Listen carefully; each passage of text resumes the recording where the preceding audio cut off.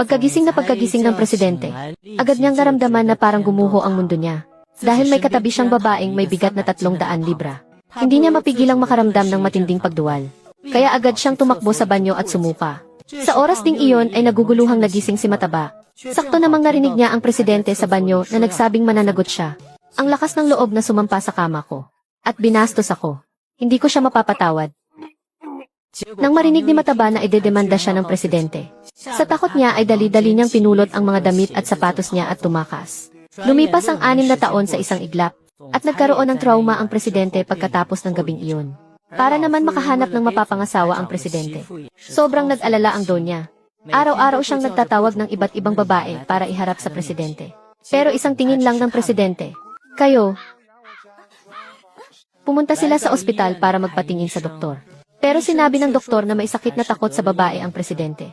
Kapag nakahawak siya ng babae, bigla na lang siyang hihimatayin. Nang marinig ito ng Donya ay hindi siya makapaniwala. Hindi ba't mawawalan na ng tagapagmana ang pamilya Gu? Halos hindi makahinga ang Donya sa sobrang takot. Gayunpaman ng sandaling iyon, may tumakbong isang batang lalaki papasok para tanungin ang doktor tungkol sa sakit niya. Pagkakita ng Donya sa batang lalaki, nanlaki agad ang mga mata niya dahil kamukhang-kamukha ng bata ang presidente noong maliit pa ito. Kaya dali-dali niyang hinawakan ang batang lalaki at nagtatakang nagtanong kung bakit lumiit ang anak niya.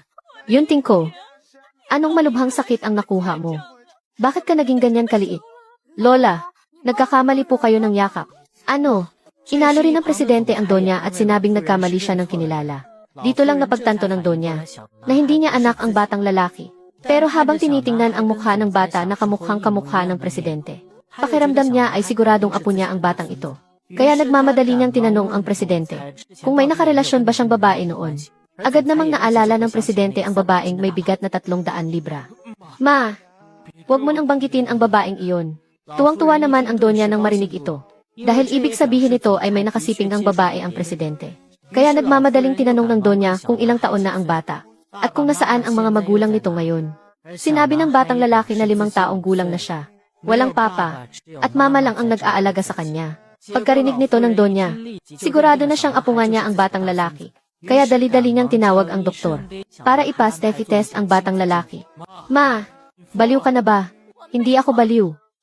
Gusto ko lang malaman kung ang batang ito ay talagang kadugo ng pamilya Gu. Sa sandaling iyon ay dumating ang nanay ng batang lalaki. Agad namang sinabi ng bata sa doktor na sabihin sa mommy niya na pwede na siyang lumabas ng ospital. At huwag na huwag sasabihin sa mommy niya na pumunta siya dito. Yang, hindi ka pa magaling. Bakit nagmamadali kang lumabas ng ospital? Kasi nag-iisa lang si mommy na nagtatrabaho. Masyadong mahirap para sa kanya. Gusto ko nang lumabas agad para tulungan si mommy sa trabaho. Ang batang ito, napakabait na bata. Bakit pa siya nagkaroon ng leukemia? Pagkatapos ay binuksan ng nanay ng bata ang pinto at pumasok.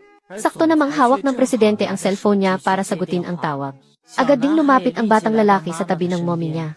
Naalala ng doktor ang sinabi ng Donya. Kaya nagmamadali siyang sumunod sa labas. At sadyang sinabi na kailangan pang ipasuri ang bata.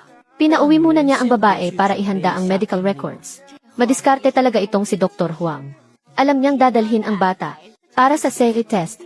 Mabilis na lumabas ang resulta ng test. Hindi inaasahan na tunay ng apo ng Donya ang batang lalaki. Kaya nagmamadaling pumunta ang doktor sa kwarto ng bata. Ito ang batang ginoo ng pamilya Gu. Bakit niyo siya pinatira sa ganitong lugar? Bilisan niyo at ilipat siya ng kwarto. Direktor Huang, hindi ko alam na siya ay tunay na apo ng chairman ng ospital. Paano niyo nagawang patirahin siya sa ganitong bulok na lugar? Ano pang hinihintay niyo? Dalian niyo. Ilipat agad ang batang ginoo sa EAU ward. Gamitin ang lahat ng pinakamahusay na nurse sa ospital. Hindi. Ako mismo ang mag-aalaga. Kaya habang litong-lito pa rin ang babae, ay nailipat na ang batang lalaki sa EAU ward. Pagkatapos ay nagmamadaling tinawagan ng doktor ang Donya.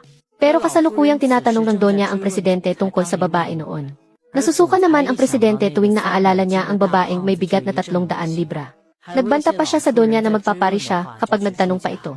Agad na hinimatay ang Donya sa sobrang galit ng marinig ito. Kasabay nito, ang babaeng hindi pa alam ang totoong nangyari ay naghahandang ilipat ng ospital ang batang lalaki para magpagamot. Nang hindi inaasahang mabunggo niya ang ex-boyfriend niya. Sakto namang dinala ang Donya sa ospital. At nakita niya ang apo niya na nabunggo at natumba sa sahig. Dito lang napansin ng babae na ang taong nabunggo niya ay ang ex-boyfriend niya pala. Noong 300 libra pa ang bigat ng babae at napakataba. Sinadya ng ex-boyfriend niya na paglaruan siya gamit ang proposal. Nang pumayag ang babae, sa kanya nalaman na pustahan lang pala nila iyon. Ang layunin ay para pagtawanan ng lahat ang babae. Sa sobrang galit ng babae ay inubos niya ang isang buong bote ng alak. Dahil sa impluwensya ng alak, hindi sinasadyang nakapasok siya sa kwarto ng presidente. Nang makitang hindi siya nakilala ng ex-boyfriend niya, gusto na agad umalis ng babae. Pero hinarang siya ng isang mapanlamang na babae. Nakilala agad ng mapanlamang na babae na siya yung matabang babae noon. Oh, siya yung babae noon na pinaglaruan natin at inutusan kung saan-saan. Si Lin Wanwan. Siya nga. Nang makilala ng ex-boyfriend ang babae, sinadya niyang ipahiya ulit ito at sinabing hindi alam kung saan nanggaling ang bata dahil pulubi lang naman ang magkakagusto sa babae. Nang makitang mukhang sakitin ang bata, iniinsulto na naman niya ang babae na siguradong nakakuha ito ng maruming sakit. Ayaw silang pansinin ng babae, pero wala silang balak na paalisin ang babae. Sinampal pa nila ang babae. Kasabay nito, nang magising ang donya, nakita na niya sa wakas ang city report ng apo niya. Kaya agad niyang pinuntahan ang batang lalaki. At tinawagan din ang presidente. Ngayon din, bumalik ka agad sa ospital. Nasa meeting ako.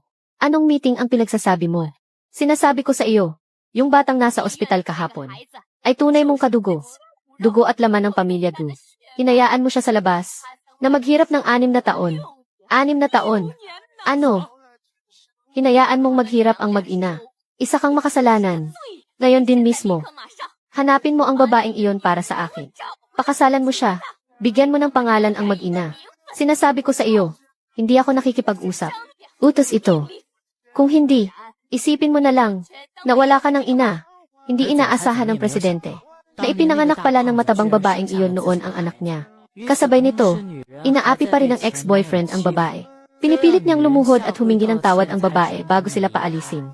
At sinipa pa niya ang batang lalaki hanggang sa matumba ito sa sahig. Sa oras na iyon ay dumating ang donya. Ang apo ko. Ang lakas ng loob mong galawin siya. Naghahanap ka ng sakit ng katawan. Dumating na rin ang presidente sa ospital. Umuwi ka na.